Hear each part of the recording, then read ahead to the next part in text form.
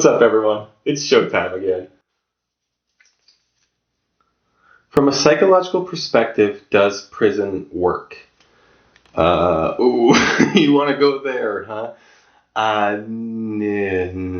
Work. What's the goal? So I guess you have to start there. What is the goal? Because if you ask the judicial system, for example, they'll tell you that there are several different goals: retribution, deterrence, incapacitation, rehabilitation, and they'll tell you that they're doing all of those things simultaneously, and that it never, conflicts or contradicts each other in one way. So I guess, does it work? We could go through the list. So retributivism or retribution is this idea of giving people what they deserve, this kind of eye for an eye notion. I don't think that works. I think it's impossible to measure what somebody deserves. I think this notion that one harmful act cancels out another, it just doesn't make any sense. If you had a parent or guardian in your life that told you two wrongs don't make a right, well, this is saying that two wrongs do make a right, that somehow hurting a bad person is a good thing, and that statement is just so loaded that I won't even touch it. I'll just say, no, I don't think that the idea of giving people what they deserve works. Deterrence is the idea of kind of scaring people out of committing crimes. So there's specific or general. Specific deterrence is the idea that I punish you so that you won't want to do the thing again. And general deterrence is the idea of I punish that person so that you'll see that and not want to do it again.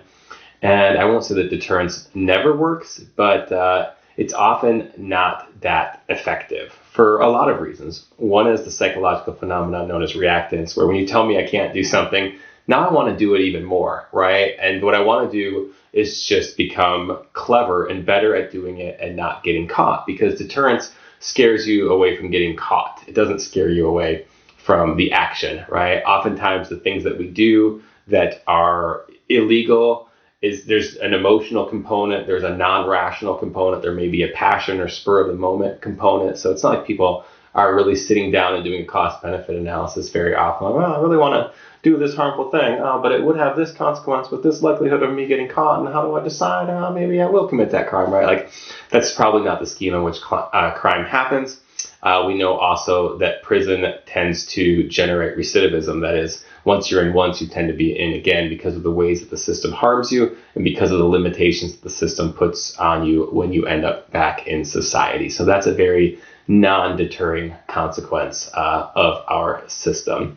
Incapacitation is just the idea that if we can somehow separate the good people from the bad people, then we're okay, right? We just want them to be somewhere else so that they can't harm us. And this us versus them, criminal versus non-criminal dichotomous mentality is so up in so many ways. But all of you watching at home are criminals, right? You've broken some laws. It's just I'm certain that you have. And yet, we put this huge stigma on some people as if they're completely different kinds of people than us, and then treat them in ways that we would never treat somebody else. So I think that's horrible. I think the prison system does still harm everybody because of, among other things, the cost to taxpayers.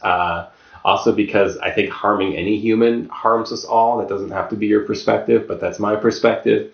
And also, prisoners have other, friends, families, employers, loved ones who are harmed and impacted by them being incarcerated. So there's tons of harm to the innocent done by prison, even if we think the harm is somehow justified in the case of the person who was arrested. Of course, we're also assuming that the people that we arrested are guilty of the crime that we say that they did. That's a whole nother rant, but wrongful convictions are oh so prevalent.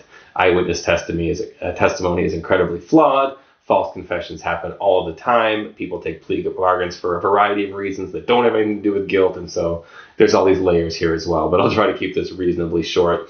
The fourth way that prison could work would be to be rehabilitative, that somehow being stripped of your humanity and locked in a cage could somehow make you a better human.